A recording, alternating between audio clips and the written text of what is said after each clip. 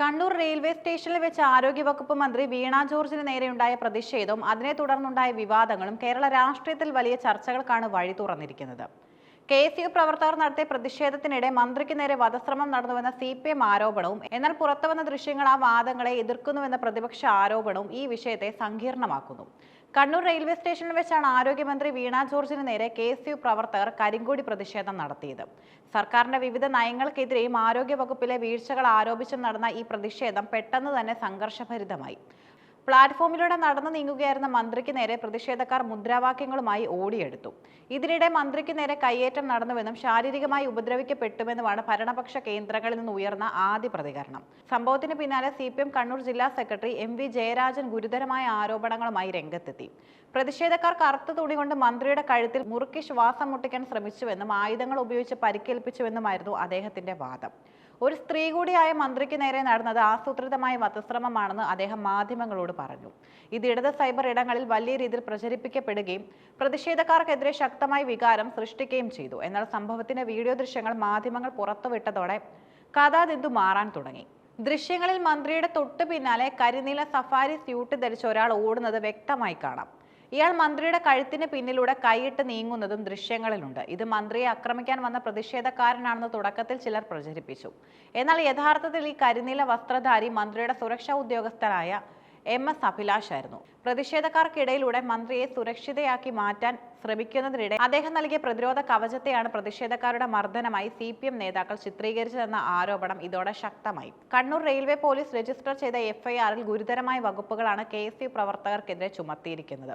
ആയുധം ഉപയോഗിച്ച് കഴുത്തിന് പരിക്കേൽപ്പിച്ചു എന്നതായിരുന്നു പ്രധാന ആരോപണം. എന്നാൽ പുറത്തുവന്ന ദൃശ്യങ്ങൾ എവിടെയും പ്രതിഷേധക്കാർ മന്ത്രിയുടെ അത്രയും അടുത്ത് എത്തുന്നതോ ആയുധം പ്രയോഗിക്കുന്നതോ കാണാനില്ല. ഗൺമാൻ മന്ത്രിയെ ചേർത്ത് പിടിച്ച് നീങ്ങുന്ന ദൃശ്യങ്ങളാണ് അക്രമമായി പോലീസ് രേഖപ്പെടുത്തിയതെന്ന വാദം നിയമവിദഗ്ധർക്കിടയിലും ചർച്ചയായി. കേരള പോലീസിന്റെ വാദങ്ങൾക്ക് കനത്ത തിരിച്ചടിയായത് റെയിൽവേ സംരക്ഷണ സേനയുടെ റിപ്പോർട്ടാണ്. സ്റ്റേഷനിലെ CCTV ദൃശ്യങ്ങൾ RPF വിശദമായി പരിശോധിച്ചു. പ്രാഥമിക പരിശോധനയിൽ മന്ത്രിയെ പ്രതിഷേധക്കാർ നേരിട്ട് മർദ്ദിക്കുന്നതോ കഴുത്തിന് പിടിക്കുന്നതോ ആയ ദൃശ്യങ്ങൾ ലഭ്യമല്ലെന്ന് അവർ വ്യക്തമാക്കി. ഈ റിപ്പോർട്ട് പുറത്തു വന്നതോടെ വധശ്രമം എന്ന ആരോപണം രാഷ്ട്രീയ പ്രേരിതമാണെന്ന പ്രതിപക്ഷത്തിന്റെ വാദത്തിന് കരുത്തേറി.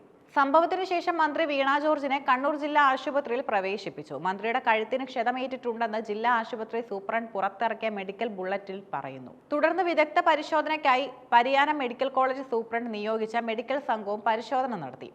MRI സ്കാനിംഗ് ഉൾപ്പെടെയുള്ള പരിശോധനകൾ വേണമെന്ന് ഡോക്ടർമാർ നിർദ്ദേശിച്ചു. ശാരീരികമായ അസ്വസ്ഥതകൾ കാരണം പോലീസിന് മന്ത്രിയുടെ മൊഴി ഉടൻ രേഖപ്പെടുത്താൻ സാധിച്ചിരുന്നില്ല. ഗൺമാന്റെ മൊഴിയുടെ അടിസ്ഥാനത്തിലാണ് നിലവിൽ കേസ് മുന്നോട്ട് പോകുന്നത്. കോൺഗ്രസ് നേതൃത്വം ഈ സംഭവത്തിൽ ശക്തമായ നിലപാടാണ് സ്വീകരിച്ചിരിക്കുന്നത്.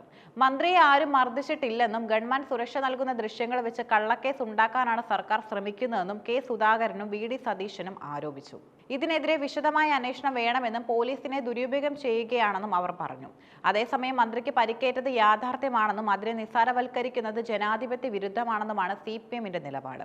വീണ ജോർജിന് നേരെയുണ്ടായ പ്രതിഷേധം ഗൗരവകരമായ ഒരു ക്രമസമാധാന പ്രശ്നമാണെന്നതിൽ സംശയമില്ല. എന്നാൽ അതിനെ ചുറ്റിപ്പറ്റി ഉയർന്ന വധശ്രമ ആരോപണങ്ങൾ ദൃശ്യങ്ങളുടെ വെളിച്ചത്തിൽ ചോദ്യം ചെയ്യപ്പെടുകയാണ്. ഗൺമാന്റെ ഇടപെടലിനെ മർദ്ദനമായി വ്യാഖ്യാനിച്ചു എന്ന ആരോപണം ഗൗരവമുള്ളതാണ്. വരും ദിവസങ്ങളിൽ കോടതിയിൽ ദൃശ്യങ്ങൾ തെളിവായി എത്തുമ്പോൾ മാത്രമേ ഈ വിവാദത്തിലെ സത്യാവസ്ഥ പൂർണ്ണമായി പുറത്തുവരികയുള്ളൂ. ഗൺമാന്റെ സംരക്ഷണ നടപടികളെ വധശ്രമമായി ചിത്രീകരിച്ച് FIR തയ്യാറാക്കിയത് കോടതിയിൽ വലിയ തിരിച്ചടിയായേക്കാം. RPF-ന്റെ CCTV റിപ്പോർട്ട് പോലീസിന്റെ വാദങ്ങൾക്ക് വിരുദ്ധമായതിനാൽ ഇത് രാഷ്ട്രീയ പ്രേരിതമായ കള്ളക്കേസാണെന്ന വാദത്തിന് നിയമസാധ്യത ലഭിക്കുന്നു. മന്ത്രിയുടെ തൊട്ടടുത്ത് ഗൺമാൻ ഉണ്ടായിരുന്നിട്ടും പ്രതിഷേധക്കാർ അത്രയും അടുത്തെത്തിയത് പോലീസിന്റെ സുരക്ഷാ വീഴ്ചയായി കാണാം. എന്നാൽ മർദ്ദനം നടന്നിട്ടില്ലെങ്കിൽ എന്തിനാണ് വധശ്രമത്തിന് കേസെടുത്തതെന്ന ചോദ്യം പോലീസിനെ പ്രതിരോധത്തിലാക്കുന്നു. സൈബർ പ്രചാരണവും വിശ്വസ്തതയും പ്രധാനമാണ്. ഇടത് സൈബർ വിങ്ങുകൾ ഗൺമാന്റെ ദൃശ്യങ്ങൾ ഉപയോഗിച്ച് മർദ്ദനമേറ്റത് പ്രചരിപ്പിച്ചത് പാർട്ടിയുടെ വിശ്വസ്തതയെ ബാധിച്ചു. ദൃശ്യങ്ങൾ വസ്തുതാപരമായി പരിശോധിക്കാതെ രാഷ്ട്രീയ ലാഭത്തിന് ഉപയോഗിക്കുന്നത് ജനാധിപത്യപരമായ പ്രതിഷേധങ്ങളെ അടിച്ചമർത്താനാണെന്ന് പ്രതിപക്ഷം ആരോപിക്കുന്നു. ചുരുക്കത്തിൽ മന്ത്രിയുടെ ആരോഗ്യസ്ഥിതിയേക്കാൾ ഉപരി ഈ സംഭവം പോലീസിന്റെ നിഷ്പക്ഷതയും രാഷ്ട്രീയ നാടകങ്ങളെയും കുറിച്ചുള്ള വലിയ ചർച്ചകൾക്കാണ് വഴി തുറന്നിരിക്കുന്നത്.